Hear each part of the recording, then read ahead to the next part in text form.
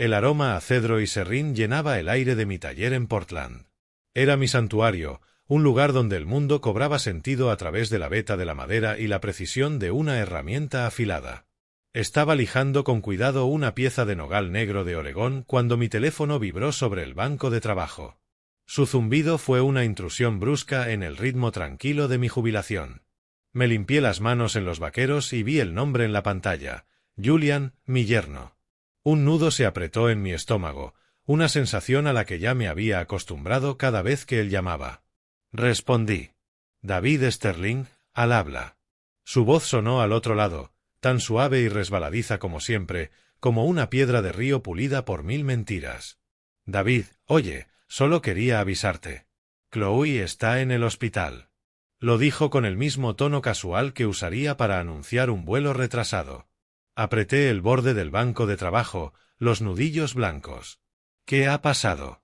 ¿Está bien? Oh, nada grave. Solo agotamiento. Ya sabes cómo se pone con sus proyectos, se exige demasiado. Los médicos están siendo exageradamente precavidos, haciéndole algunas pruebas. Sus palabras pretendían tranquilizarme, pero se sintieron como trozos de hielo en el estómago. Agotamiento. Mi hija era una mujer fuerte, pero no imprudente. Y la calma de Julian no era la de un hombre confiado en que su esposa estaba bien. Era la calma de quien no siente nada. ¿En qué hospital está? Pregunté, con voz plana. Centro médico de la UCLA. Pero mira, David, no te preocupes, lo tengo todo controlado. Ha estado trabajando demasiado en ese nuevo proyecto.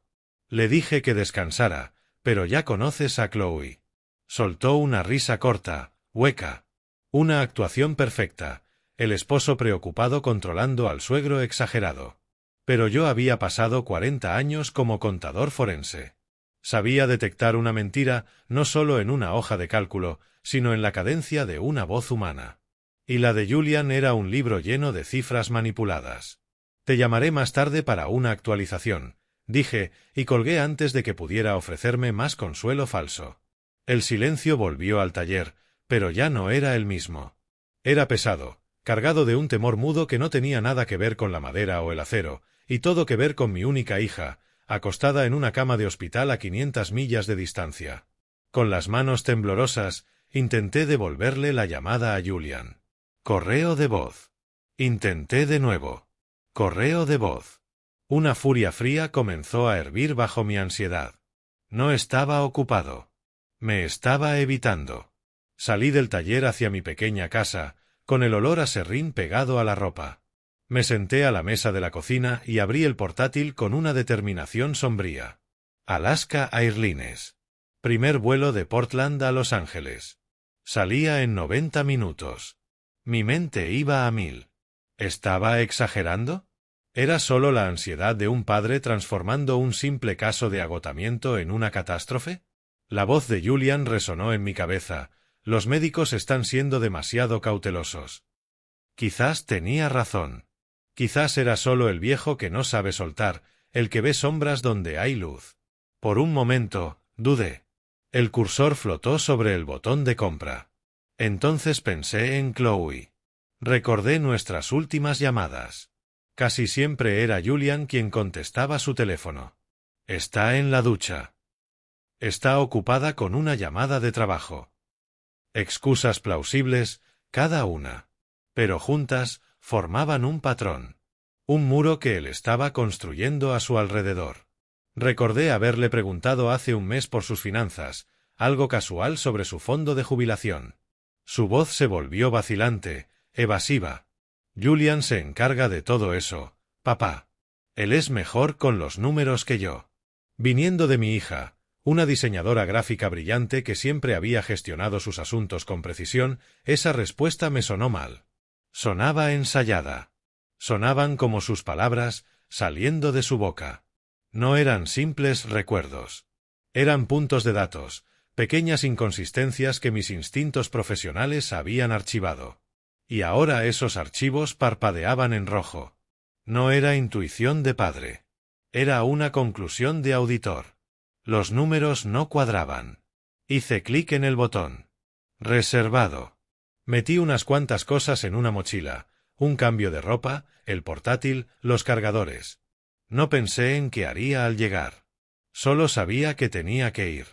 El trayecto al aeropuerto fue un borrón. El vuelo, una tortura. Atrapado en un tubo metálico a 30.000 pies de altura, completamente impotente.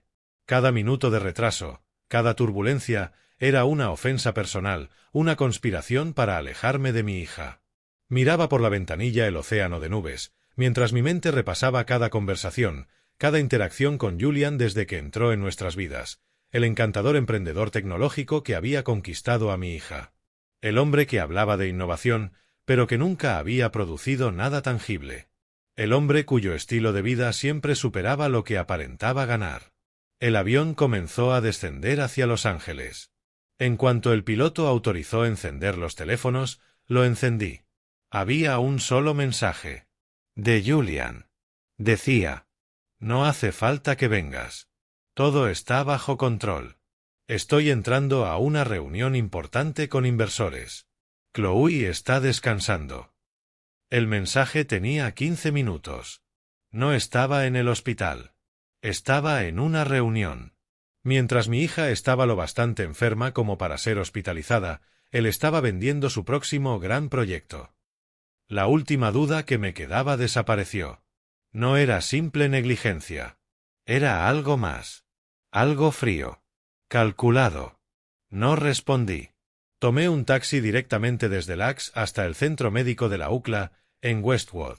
El hospital era un complejo enorme, una ciudad en sí misma. Atravesé las puertas automáticas. El olor a antiséptico fue un golpe seco después del aroma a madera de mi taller. Me acerqué al mostrador principal y pregunté por la habitación de mi hija, Chloe Sterling. La recepcionista tecleó un momento, con expresión profesional. Está en cuidados intensivos, señor. UCI. Las palabras me golpearon como un puñetazo. Julian había dicho agotamiento.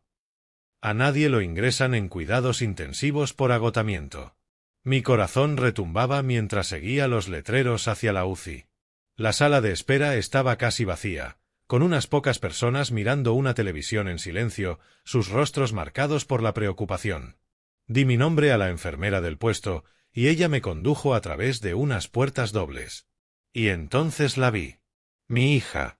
Mi brillante, talentosa Chloe yacía completamente inmóvil en una cama rodeada de tubos y cables. Un respirador mantenía su vida con un siseo rítmico, el único sonido junto al pitido constante del monitor cardíaco.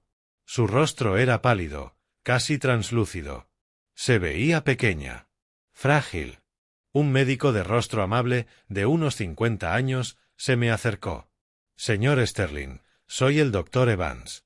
Sentí una mano sobre mi hombro. Una enfermera me guiaba a una silla. No podía apartar los ojos de Chloe. ¿Qué ha pasado? Susurré.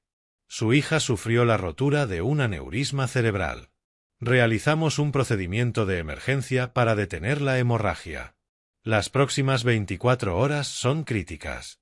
Sus palabras fueron tranquilas, profesionales, pero describían una pesadilla. El mundo se inclinó bajo mis pies. Por fin logré hablar. ¿Su esposo, Julian? ¿Dónde está? El médico dudó un instante. Una sombra de incomodidad cruzó su rostro. Se fue hace aproximadamente una hora. Parecía muy preocupado vaciló, por conseguir que se firmaran unos documentos. Dijo que era urgente. Documentos urgentes. Mientras su esposa estaba entre la vida y la muerte, su prioridad eran unos papeles. El nudo en mi estómago se congeló. El miedo del día se transformó en una certeza helada. Esto no era una tragedia. Era una escena del crimen. Y mi hija era la víctima. Me senté junto a su cama durante lo que pareció una eternidad. Los únicos sonidos eran el suspiro del respirador y el pitido monótono del monitor. Cada pitido era un hilo frágil que sostenía mi mundo. Observaba los números en la pantalla, intentando descifrar su significado, como si fueran un estado financiero capaz de predecir ganancias o pérdidas, vida o muerte. El dolor era una manta pesada, sofocante. Pero debajo de él, algo crecía. Una ira fría. Saqué el teléfono y marqué el número de Julian. 10ª vez. Quizás 20ª. Correo de voz. Su voz grabada, llena de falsa alegría, era una burla grotesca frente a esta habitación silenciosa.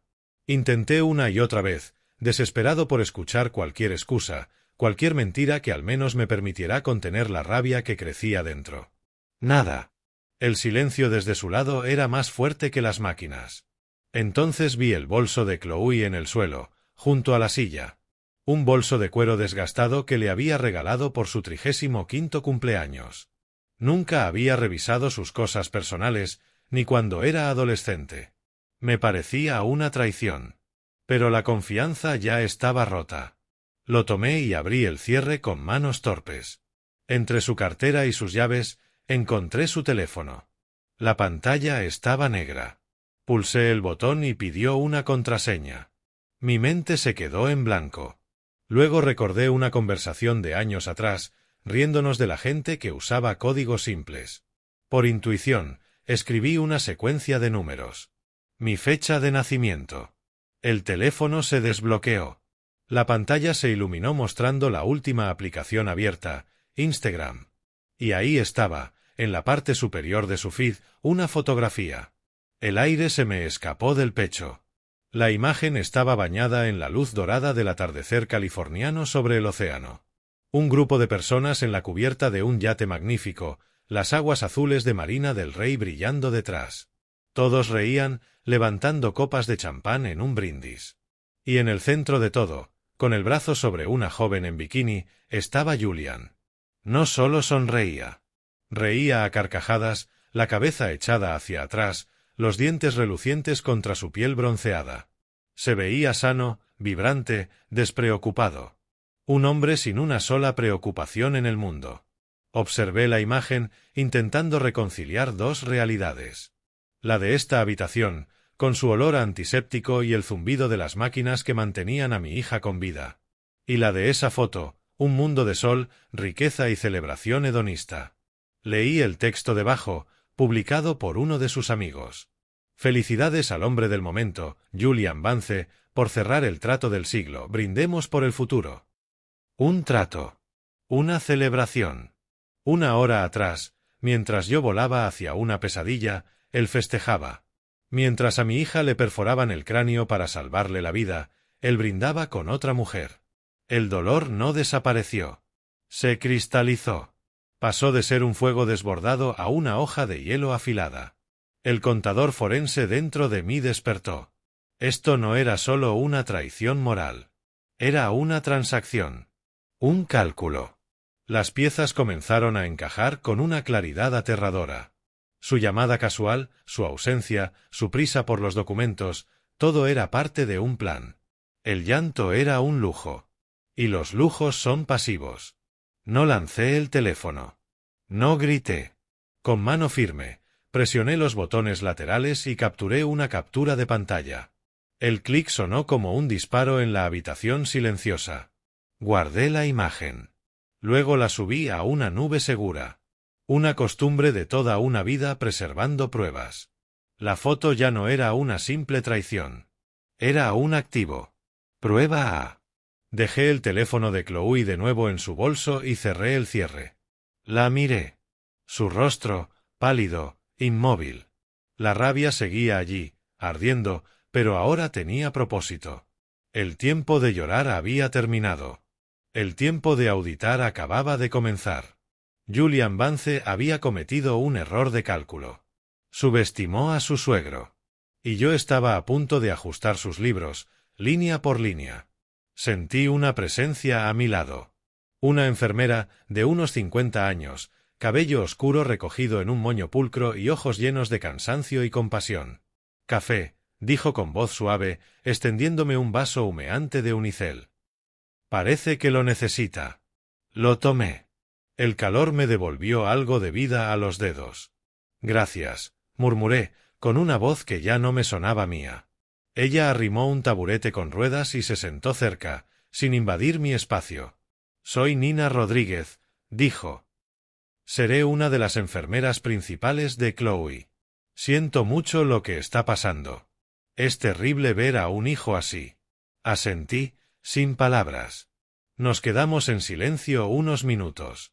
El único sonido era el familiar bip de las máquinas que mantenían a mi hija con vida. Nina no insistió. Solo se quedó allí, como un testigo tranquilo de mi dolor. Una presencia humana en medio del frío mundo de la UCI. Pero entonces su mirada se agudizó un poco, como si viera en mi rostro algo más allá de la simple geografía del dolor. Vio el hielo en mis ojos, la dureza de mi mandíbula. Se inclinó un poco más, su voz bajó hasta casi un susurro. ¿Su yerno, el que estuvo aquí antes? ¿Julian? Sí. Llevo 30 años siendo enfermera, señor Sterling. Aprendes a leer a las personas. Tienes que hacerlo. Las ves en su mejor momento y en el peor, y algo en él no me cuadró. Me volví para mirarla por completo, toda mi atención capturada. Mis instintos, los que se afinan tras décadas buscando el único número fuera de lugar en una columna de miles, me dijeron que escuchara. Ella respiró con calma. Parecía más preocupado por los papeles que por el estado de su mujer. Era suficientemente cortés, encantador incluso, pero su mirada siempre estaba en otra parte. Miraba el reloj constantemente y me preguntó 3 veces distintas, si Chloe había firmado el poder notarial actualizado. Quería saber si estaba notariado, si era legalmente vinculante. Sus palabras fueron quietas, precisas y devastadoras. Cada una era un golpe de mazo que hacía añicos los últimos restos de cualquier esperanza de que todo fuera un horrible malentendido. Poder notarial. La frase flotó en el aire como un vapor tóxico. Era la pieza que faltaba del rompecabezas, el motivo. No se trataba solo de una fiesta en un yate. No era solo otra mujer. Se trataba de dinero. De control. Era un intento de robo a gran escala, usando la posible muerte de mi hija como herramienta para la adquisición. El horno de la rabia rugió en mi interior, pero no produjo calor exterior. En su lugar, empezó a forjar mi dolor y mi ira en otra cosa, dura, resistente y afilada, un arma. Miré de los ojos compasivos de Nina a la cara pálida e inmóvil de mi hija. Un voto silencioso se formó en lo más profundo de mi alma. Fue una promesa hecha no en palabras, sino en la claridad repentina de un propósito que ahora me consumía. No le dejaría ganar. No le permitiría lucrarse con su dolor. Protegería a mi hija y todo lo que le pertenecía con cada onza de mi ser, con cada habilidad que hubiera aprendido. Desmantelaría la vida de Julian Vance tan completamente y con tanta meticulosidad que no le quedaría nada más que las consecuencias de su propia avaricia. Creía que yo era solo un anciano, un relicto jubilado de otra época. Estaba a punto de enterarse de lo que una vida auditando fraudes le enseña a uno. Volví a mirar a Nina. La máscara de duelo desaparecida de mi rostro fue reemplazada por un foco sereno y resuelto. Mi voz, cuando hablé, fue firme, sin ningún temblor. Nina, gracias. Puede que haya salvado la vida de mi hija de más de una manera. Necesito información. ¿Cuál es el nombre completo del médico que la atiende, el Dr. Marcus Evans, y cuál es el procedimiento del hospital para que un familiar acceda a los historiales médicos completos y al plan de tratamiento de un paciente? Ella se mostró sorprendida por el cambio repentino de mi actitud, de padre afligido a investigador metódico, pero no lo cuestionó. Vio propósito en mis ojos y lo reconoció como una fuerza en la que confiar. Tendrá que hablar con la oficina de atención al paciente, dijo, su voz ahora nítida y profesional, a tono con la mía. Puedo conseguirle los formularios. Le guiarán en el proceso para ejercer sus derechos como pariente más cercano, sobre todo si, se detuvo, sin querer decir las palabras, si el tomador de decisiones primario está ausente o actúa en contra del interés del paciente. Terminé la frase por ella. Sus ojos se encontraron con los míos en un momento de entendimiento silencioso. Exacto, dijo. Asentí despacio, procesando la información, archivándola. Los primeros pasos de la auditoría estaban claros: recabar documentación, establecer la capacidad legal, asegurar los activos. Di un sorbo al café. Era amargo y fuerte. Sabía a comienzo de una pelea larga y difícil, y yo estaba listo para ella. Mientras Julian celebraba el trato del siglo, no tenía idea de que yo estaba a punto de abrir un nuevo libro de cuentas sobre él. Y en mi balance, ya estaba muy en números rojos. Salí de la calma estéril de la habitación de Chloe y me adentré en el pasillo principal de la UCI. Los sonidos habituales del hospital, el suave tintineo de un pulsador, el chirriar del caucho de los zapatos sobre el linóleo, el murmullo distante de conversaciones, parecían apagados, lejanos. Mi mundo se había reducido a un único y afilado punto de enfoque. Pasé junto a la estación de enfermería y encontré un pequeño nicho con una ventana que daba a un patio. Saqué el teléfono, pero no busqué el nombre de Julian. Llamarlo sería una pérdida de aliento, un ejercicio inútil de gasto emocional. Ya no formaba parte de la solución. Era el problema a resolver. Mi pulgar recorrió mis contactos y se posó en un nombre en el que había confiado durante más de 30 años. Michael Thorne, mi abogado, mi gestor de activos, mi amigo. Pulsé llamar y escuché el timbre, un sonido nítido que cortó el zumbido del hospital. Contestó en el segundo timbrazo, su voz familiar y serena. «David, ¿está todo bien?» «No, Michael, nada está bien», dije con una calma antinatural, la voz que no usaba desde hacía años. Es la voz que reservo para declaraciones y auditorías hostiles. No tiene calor ni emoción, solo la fría y dura claridad de hechos y cifras. Necesito que actúes de inmediato. ¿Es una línea segura? Sí, claro. ¿Qué ha pasado? Chloe está en la UCI en la UCLA. Ruptura de aneurisma. Su condición es crítica. Hubo una inspiración de aire en el otro extremo. Dios mío, David. Lo siento mucho. ¿Hay algo que pueda hacer? Lo interrumpí, no con mala intención, sino con urgencia. No tengo tiempo para condolencias ahora, Michael. Tengo tiempo para acción. Escucha con atención. Estoy invocando mi poder notarial secundario sobre el patrimonio de Chloe. Quiero que congeles todo inmediatamente. Bloquea todo acceso al fideicomiso familiar Sterling que establecí para ella. Bloquea cualquier transacción, todo. ¿Lo entiendes? Sí. Considéralo hecho. Pero, Michael, ¿qué está pasando? Preguntó. Se llama Julian Vance. Quiero que rastrees financieramente todo lo relacionado con el de los últimos 6 meses. Cada gasto con tarjeta, cada transferencia bancaria, cada sociedad pantalla que haya utilizado. Quiero saber a dónde ha ido cada dólar del dinero de mi hija. Quiero un informe completo en mi escritorio por la mañana. Mejor aún, para el final del día. Envíamelo de forma digital y cifrada. Hubo silencio mientras Michael asimilaba la furia fría de mis palabras. Me conocía lo suficiente como para no hacer más preguntas. Sabía que no era un padre en duelo soltando reproches. Era un profesional dando órdenes. Lo tendrás, David, dijo, su voz ahora igual de seria que la mía. Lo tendrás todo. Le agradecí y corté la llamada. Me quedé un momento mirando por la ventana, pero no veía el césped cuidado del patio.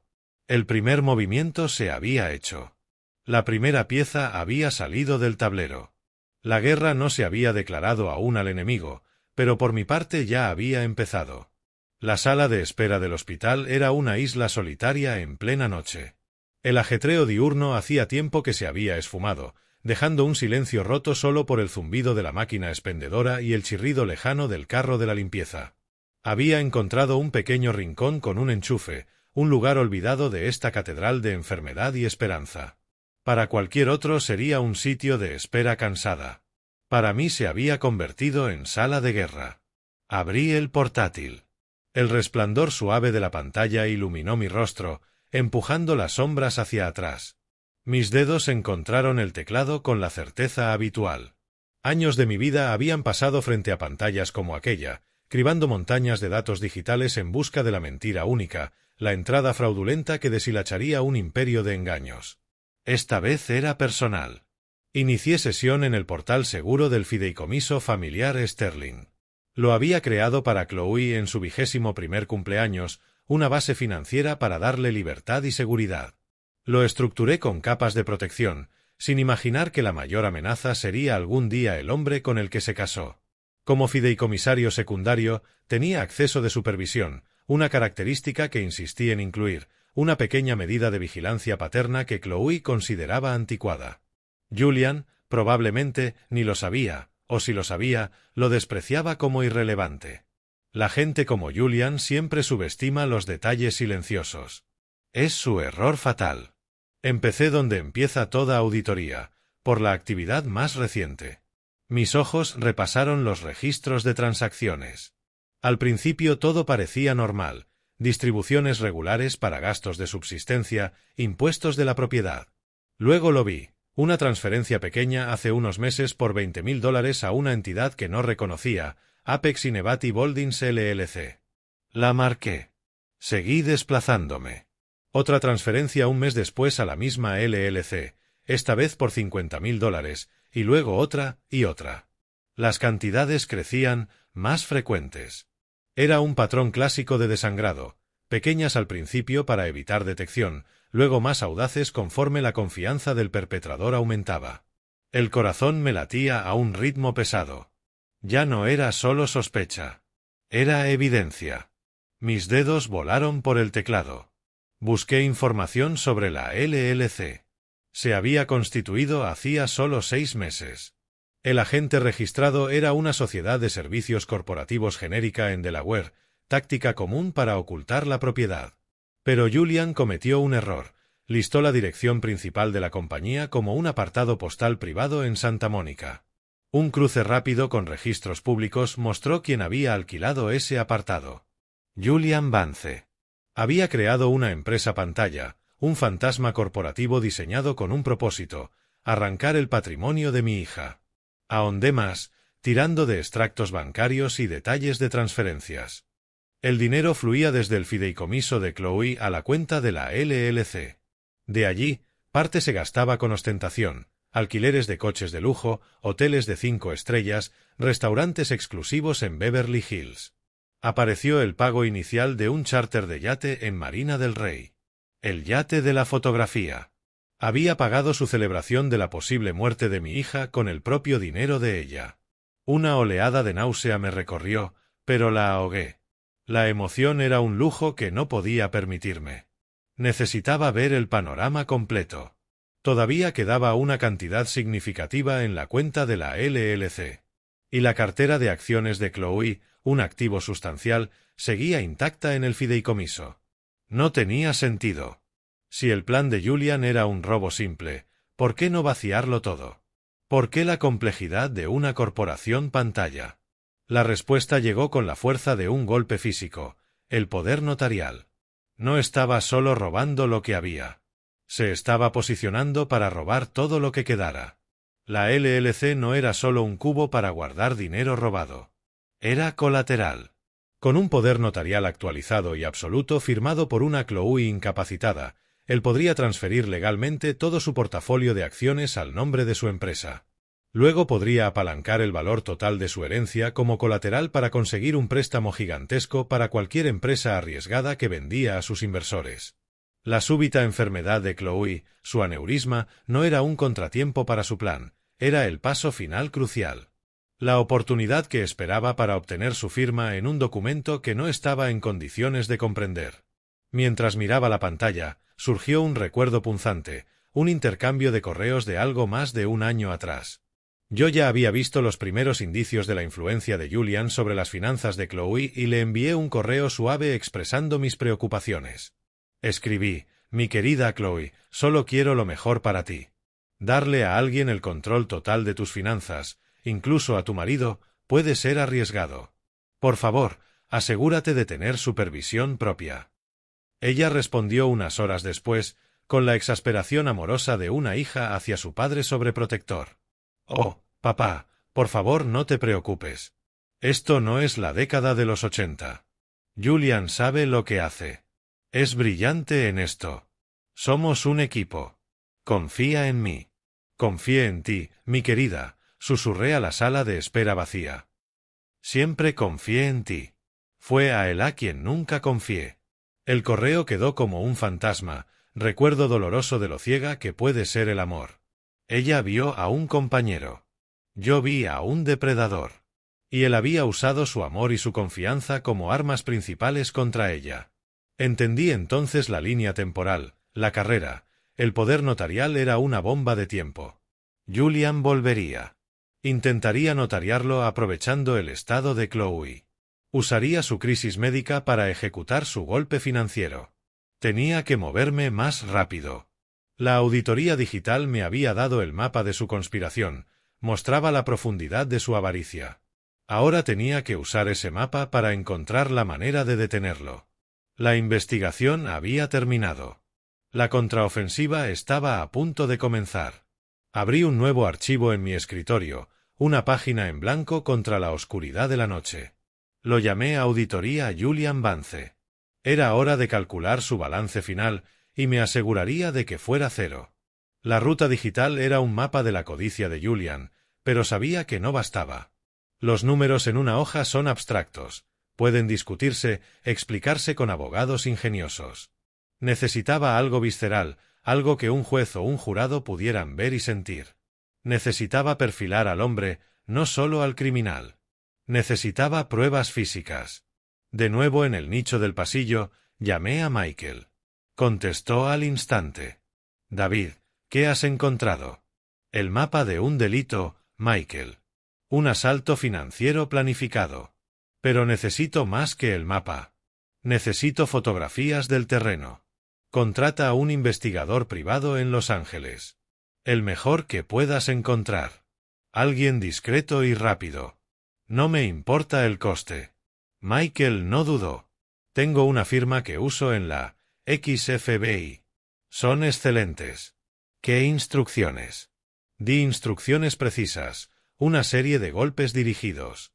Primero, la mujer del yate de la fotografía. Quiero su nombre, su relación con Julian y su conexión con los negocios de él. Ya te envié la captura. Segundo, un registro completo de los movimientos y gastos de Julian en las próximas 24 horas. Quiero saber cada dólar que gaste y en qué lo gasta. Quiero recibos. Quiero fotografías. Quiero una narrativa visual de sus prioridades mientras su esposa está en cuidados intensivos. Quiero mostrarle al mundo que valora. Hubo una pausa. Luego Michael dijo con un filo nuevo en la voz. Considéralo hecho, David. Los pongo en ello en menos de una hora. La eficiencia de los profesionales fue un pequeño consuelo en el caos de mis emociones. Mientras Julian vivía en su mundo de mentiras e ilusiones, yo estaba construyendo un ejército de hechos. Volví a la habitación de Chloe y me senté a su lado, el pitido constante del monitor marcando un metrónomo sombrío que contaba los instantes. Apreté su mano, intentando transmitirle mi fuerza. Esperar era lo más difícil. Cada minuto se sentía como una hora, pero sabía que, mientras yo permanecía allí impotente, mis instrucciones se estaban ejecutando por toda la ciudad. Los engranajes de la justicia empezaban a girar.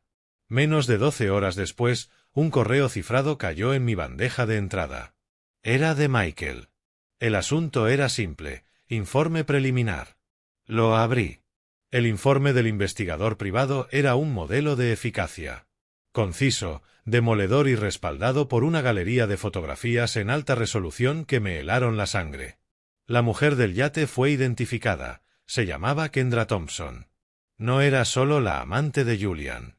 Figuraba como cofundadora y directora de operaciones de Apex Innovative Holdings LLC, la empresa pantalla que él había creado con el dinero de Chloe.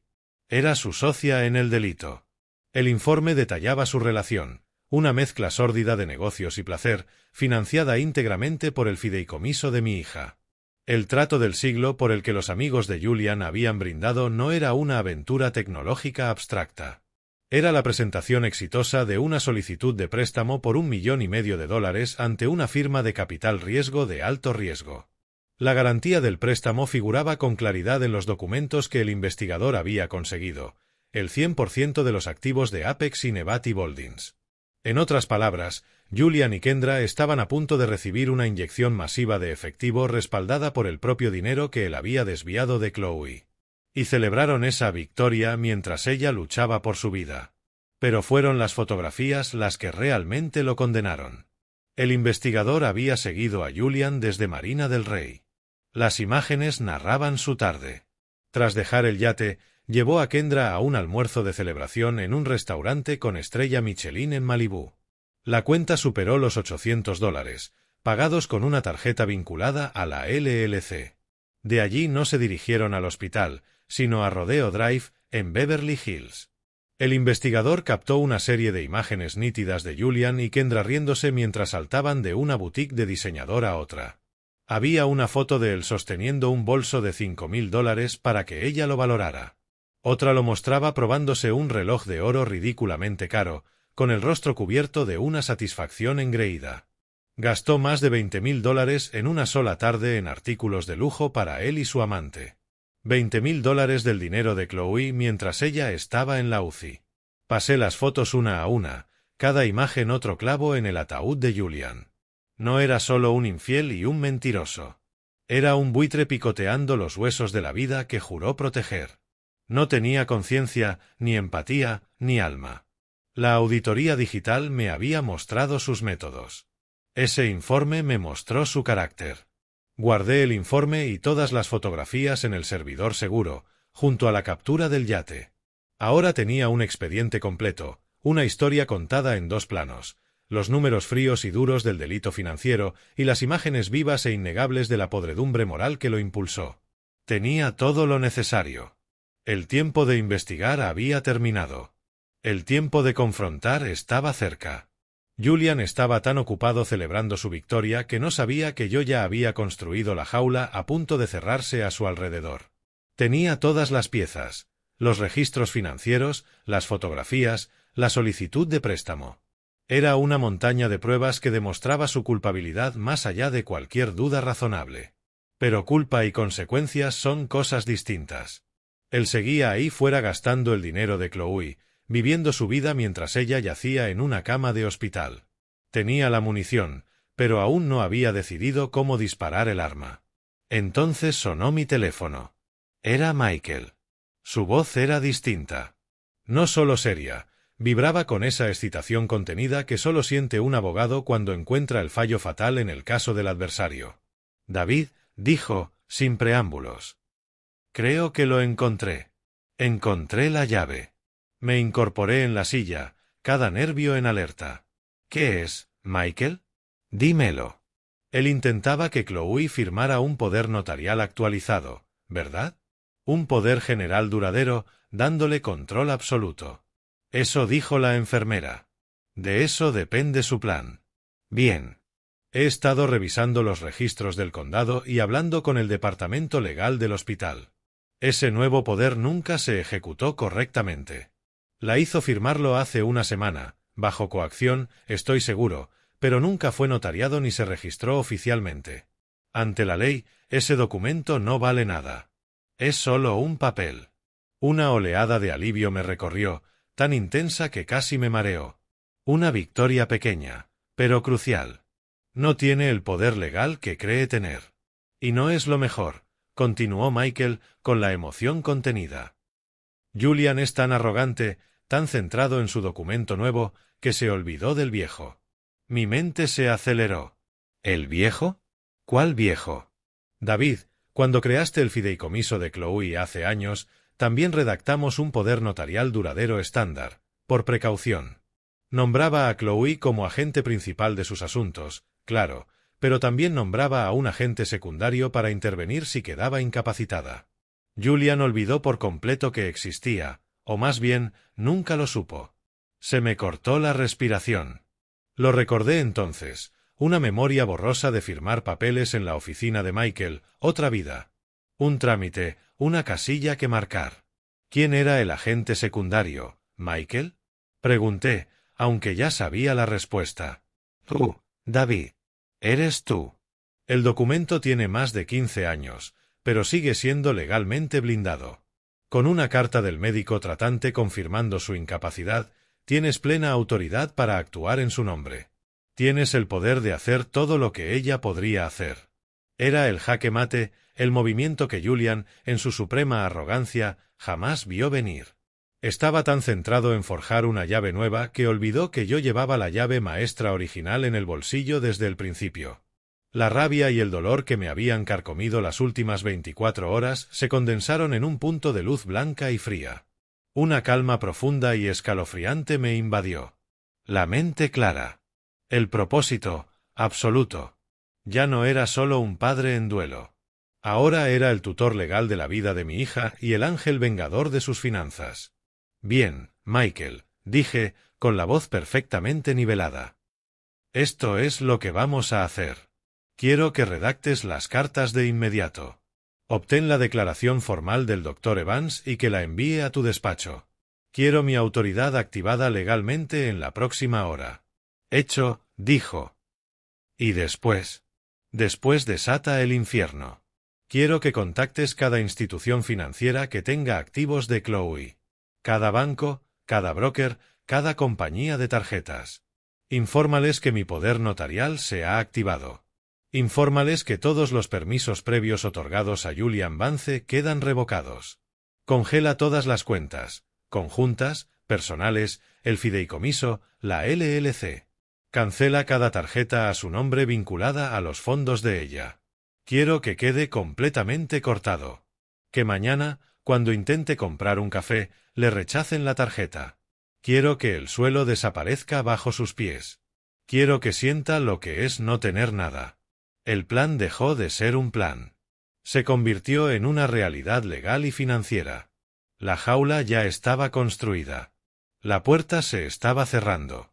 Solo faltaba que la rata se diera cuenta de que estaba atrapada. La voz de Michael sonó con una satisfacción sombría. David, dijo, considérelo un fantasma.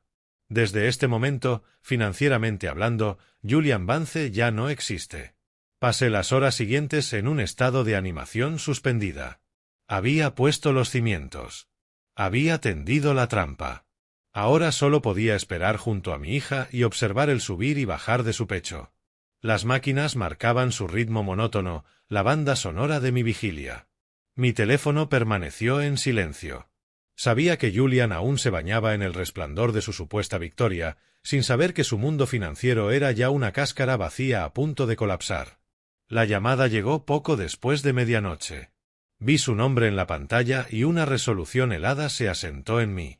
Dejé que sonara 3 veces antes de contestar, un pequeño acto de control. Salí al pasillo vacío. David, dije, con voz neutra. Su voz era una papilla de licor caro y confianza inmerecida. David, por fin. Perdona la demora. Ha sido un día absolutamente loco. Un cambio de juego real. No creerías el trato que acabamos de cerrar. Sonaba sin aliento, eufórico con su propio éxito. De fondo se oía música, risas, el tintinear de copas. Seguía en la fiesta. Me quedé en silencio, dejando que hablara. Entonces, ¿cómo está nuestra chica? ¿Cómo va Chloe? ¿Ya despertó? La posesividad casual de nuestra chica me atravesó con una furia blanca, pero mantuve la voz perfectamente llana. Está inconsciente y en estado crítico, Julian. ¿Dónde estás? Hubo una breve pausa. Su voz sedosa titubeó una fracción de segundo. Estoy cerrando una última reunión con inversores en Marina del Rey, en un yate llamado Serenity, con una mujer llamada Kendra Thompson. Otra pausa, más larga. El ruido de fondo pareció apagarse un poco, como si se hubiera apartado de la multitud. Su tono cambió, se volvió defensivo, cortante. ¿De qué hablas? ¿Con quién has hablado? Tengo una fotografía, Julian. Estás celebrándolo. Brindas con champán. Es una escena muy festiva. ¿Cómo te atreves? Escupió. No tienes idea de lo que he estado haciendo. He trabajado sin descanso para asegurar nuestro futuro. El futuro de Chloe. Ese trato es por ella. Todo lo que hago es por ella. La hipocresía era tan profunda que quitaba el aliento. Se pintaba como héroe y proveedor mientras mi hija respiraba gracias a un ventilador. Puedo oír la fiesta de fondo, Julian. ¿A quién intentas convencer, a mí o a ti mismo? Mira, viejo. Tú no entiendes cómo funciona este mundo. Así es como se gana. Hay que celebrar las victorias, hay que... Su voz se cortó. Lo oí hablar con alguien, molesto, en un murmullo. ¿Cómo que fue rechazada? Pásala otra vez. Hubo un silencio en nuestra línea. Luego volvió a hablar con la persona a su lado, goteando arrogancia. Es una black card. No tiene límite. Inténtalo de nuevo. Esperé. Pude imaginar la escena con precisión. Julian, el teléfono pegado a la oreja, intentando sostener su imagen de riqueza sin esfuerzo, mientras un camarero sostenía su trozo inútil de plástico. El silencio se alargó. Su respiración se volvió más pesada. ¿Qué demonios está pasando?, murmuró, más para sí que para mí. Luego, más alto, con pánico, probemos esta otra. Estaba entregando otra tarjeta.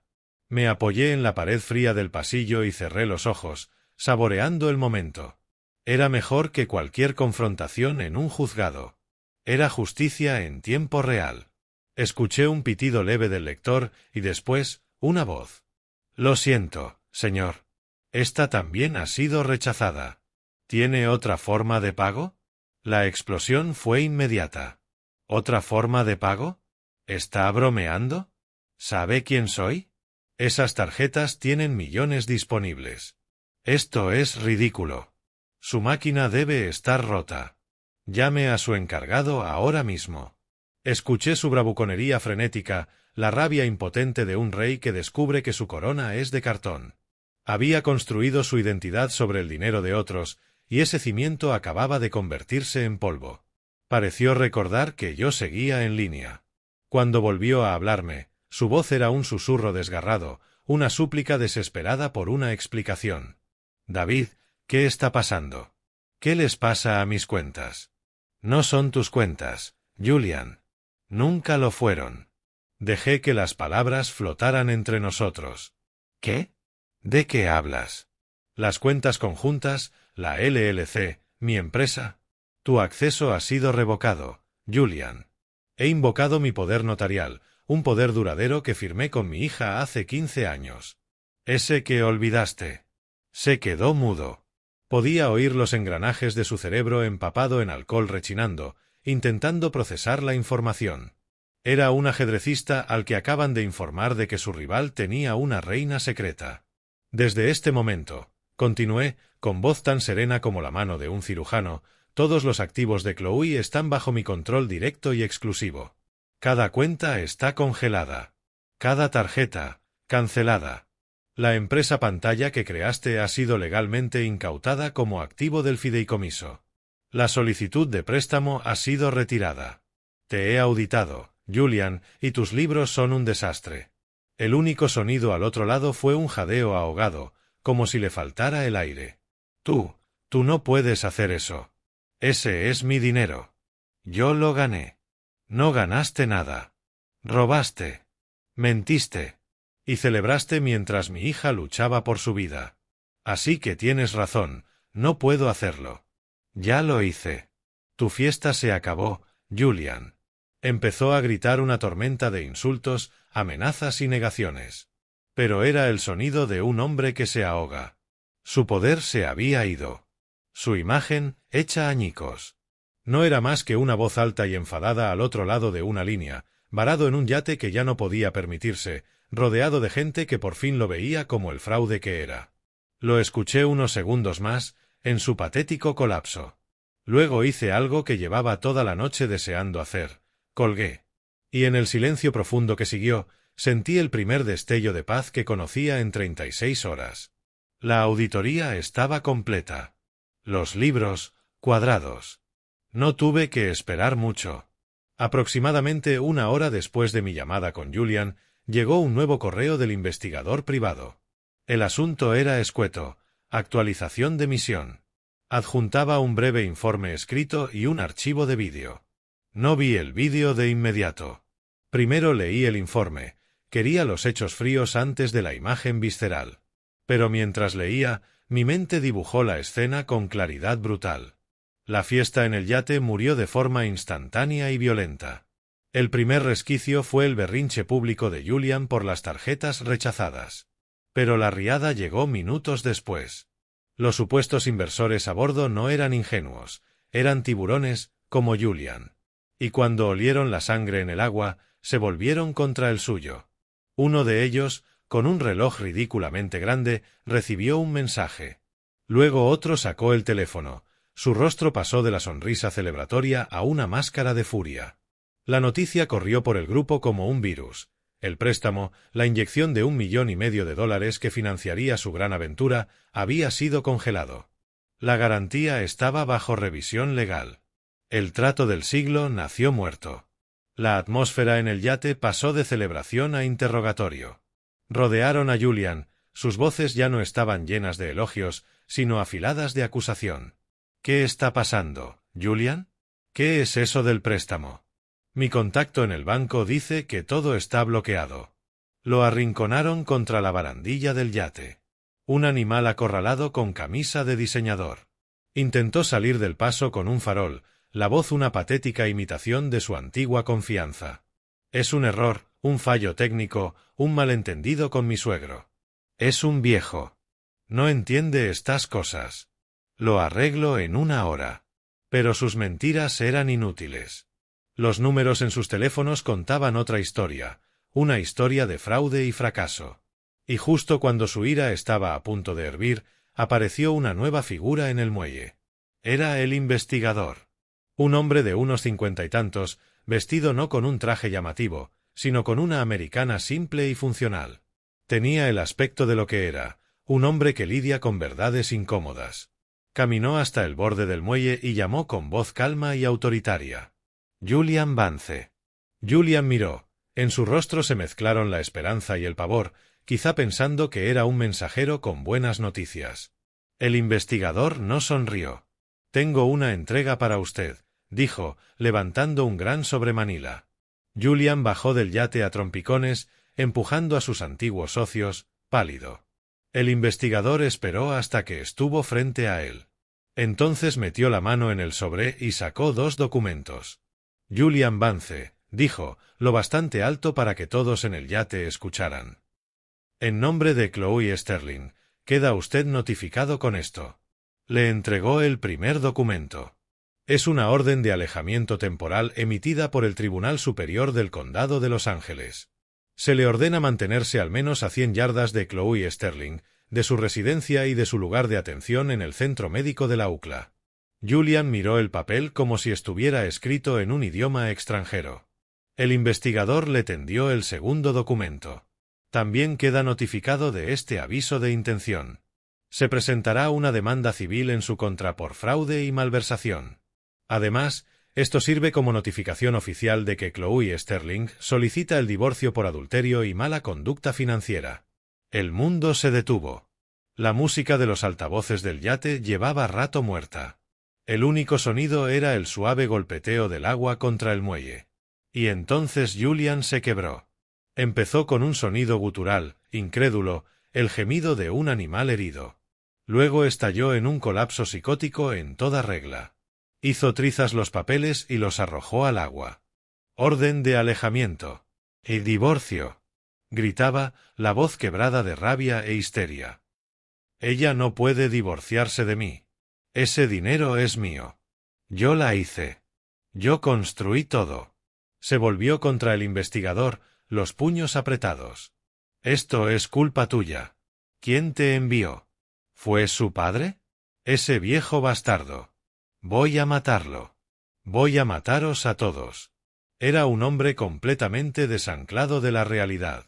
Un tirano patético cuyo reino se desmoronó en el lapso de 1 hora. Los inversores del yate solo miraban, rostros mezcla de asco y cálculo frío, poniéndose a salvo del espectáculo.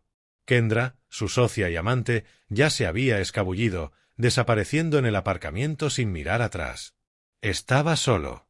Total y absolutamente solo. Empezó a patear los pilotes del muelle, gritando obscenidades al cielo, al agua, al ojo impasible del móvil del investigador, que grababa con calma cada segundo de su arrebato. Era un demente enfundado en un traje de $5,000, dejado sin un centavo y humillado en un muelle de Marina del Rey. El informe terminaba ahí. Cerré el portátil. No sentí alegría. No sentí triunfo. Sentí un profundo y sobrio sentido de orden restaurado. Él había creado caos en la vida de mi hija, una tormenta silenciosa de engaño y traición, y el universo respondió con su propia tormenta, pública, ruidosa y espectacular. Las cuentas estaban cuadradas. La deuda, saldada. Después de leer el informe del investigador, borré el correo y el vídeo del teléfono. No necesitaba verlo, las palabras ya habían pintado un cuadro claro. Las pruebas estaban seguras en el servidor de Michael. Mi parte en la caída de Julian había terminado. Ahora solo quedaba una cosa importante. Volví al silencio de la habitación de Chloe. Las primeras luces pálidas del amanecer empezaban a filtrarse por la ventana, proyectando sombras largas y suaves en el suelo. La noche había terminado. Empezaba un nuevo día. Arrimé la silla a su cama y tomé su mano entre las mías. Seguía fría al tacto, pero la sostuve con suavidad, intentando infundirle mi propio calor. Me quedé mucho rato allí, viendo cómo la ciudad despertaba despacio. El pitido del monitor ya no era sonido de temor, sino un ritmo constante, una nana de vida. Ya no estaba auditando. Ya no planeaba mi siguiente movimiento. Solo era un padre junto a su hija. Y entonces, algo cambió. Un destello. Sus párpados temblaron casi imperceptiblemente. Contuve la respiración, el corazón pareció detenerse. Sus dedos apretaron los míos, una presión leve, pero real. Chloe, susurré, con la voz cargada de emoción. Sus párpados aletearon de nuevo y, poco a poco, se abrieron. Al principio sus ojos estaban desenfocados, velados por la medicación y la confusión. Recorrieron la habitación en blanco hasta posarse en mi rostro. Una chispa de reconocimiento brilló en su mirada. «Papá». Su voz fue apenas un susurro, un roce seco de sonido, pero fue lo más hermoso que había oído. «Sí, mi vida. Sí, estoy aquí». Le estreché la mano con cuidado, temiendo asustarla. Una lágrima escapó de la comisura de su ojo y descendió lentamente por la sien. No intentó hablar de nuevo. Solo me miró, con los ojos llenos de 1000 preguntas que aún no estaba listo para responder. En ese momento, el doctor Evans entró en su ronda matutina. Se detuvo al ver los ojos abiertos de Chloe, una sonrisa amplia y cálida le iluminó la cara. «Bueno, miren quién decidió volver». Se acercó a la cama y realizó unas comprobaciones suaves, hablándole con voz calmada y tranquilizadora. «Chloe, ¿puedes oírme? ¿Puedes apretar otra vez la mano de tu padre?» Lo hizo, un poco más fuerte esta vez. El médico me miró, sus ojos brillaban con satisfacción profesional y alivio genuino. Sus constantes se están estabilizando. Está respondiendo. Es una luchadora, señor Sterling. Le espera un camino muy largo de rehabilitación y recuperación, pero ha pasado el peligro crítico. Va a salir adelante. Las palabras por las que había estado rezando me inundaron como una ola de alivio tan inmensa que me dejó sin aliento. El peso que había cargado durante 2 días, hecho de miedo, rabia y dolor, por fin se levantó. Sentí las lágrimas acumularse y no me molesté en secarlas. Cuando el médico se fue, el silencio cómodo volvió a la habitación. La mirada de Chloe estaba más clara. Había una pregunta en ella, la sombra del recuerdo del hombre que se suponía debía estar allí. «Julian», susurró, apenas audible. Saqué del maletín una hoja doblada. Era una copia de la orden de alejamiento temporal. No le mostré el informe del investigador ni las fotos del yate. No le hablé del dinero robado ni de la amante ni del ataque de histeria en el muelle. Habría tiempo para verdades feas más adelante.